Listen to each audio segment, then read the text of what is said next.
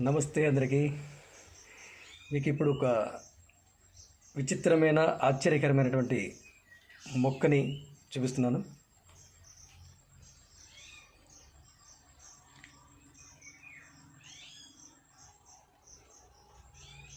ఇది పైనాపిల్. అయితే పైనాపిల్ సహజంగా ఫలం వచ్చినప్పుడు దానిపైన ఒకే ఒక్క ఈ మొక్క మాత్రమే ఉంటుంది.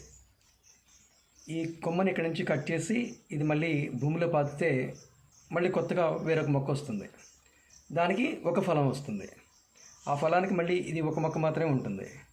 అలా కాకుండా దీని అడుగు నుంచి మరో 6 మొక్కలు వచ్చాయి. ఇలా సహజంగా రావు, కానీ దీనికి మాత్రం వచ్చాయి. ఇది ఆశ్చర్యకరం. ఏదో కొన్ని వందల మొక్కల్లో ఒక మొక్కకి మాత్రమే ఇలా రావడానికి అవకాశం ఉంటుంది. ఇది మన మహోజ్వల ఆశ్రమంలో వచ్చినటువంటి ఫలం. ఇది సంవత్సరంన్నర క్రితం ధారపల్లి అరణ్యాశ్రమం నుంచి తీసుకొని వచ్చి ఒక ఫలం అక్కడి నుంచి తీసుకొచ్చాము. వాళ్ళు ఇచ్చారు. అక్కడ చాలా ఉంటాయి ధారపల్లి అరణ్యాశ్రమంలో. దాని తాలూకా చివరిని కట్ చేసి అది పాతితే ఇప్పుడు మొక్కగా ఎదిగి ఇంత చక్కని ఫలాన్ని మనకు అందించింది. మన ఆహారాన్ని మనమే పండించుకొని సహజ సిద్ధంగా దాన్ని తీసుకుంటే ఆనందం అద్భుతంగా ఉంటుంది. మరొకరికి ఇవ్వగలం, మనది అని ఆత్మసంతృప్తితో ప్రసాదంగా అందరికీ పంచగలం.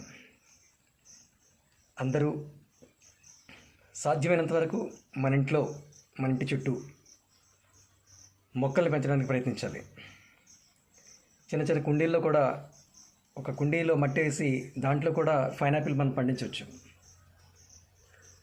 మేడపైన స్థలం ఉంటే కూడా అక్కడ కూడా పైనాపిల్ పండించవచ్చు. ఇది చాలా రుచికరంగా ఉంటుంది. పులుపు, తీపి, వగరు కలిపినటువంటి రుచితో ఉంటుంది. ముఖ్యంగా చర్మ వ్యాధులను తగ్గిస్తుంది ఇది దీన్ని తింటే. అలాగే రక్తశుద్ధిని చేస్తుంది. షుగర్కి కూడా చాలా మంచిది. పూర్తి తీపి ఉండదు దీంట్లో, పులుపుతో కలిపినటువంటి తీపి ఉంటుంది కాబట్టి ఇది మధుమేహానికి కూడా చాలా చక్కగా పనిచేస్తుంది, చలువ చేస్తుంది. దీని తెలుగులో అనాస పనాస అంటారు. అనాస పనాస ఎక్కువగా వర్షం ఎక్కువగా కురిసేటటువంటి ప్రాంతాలు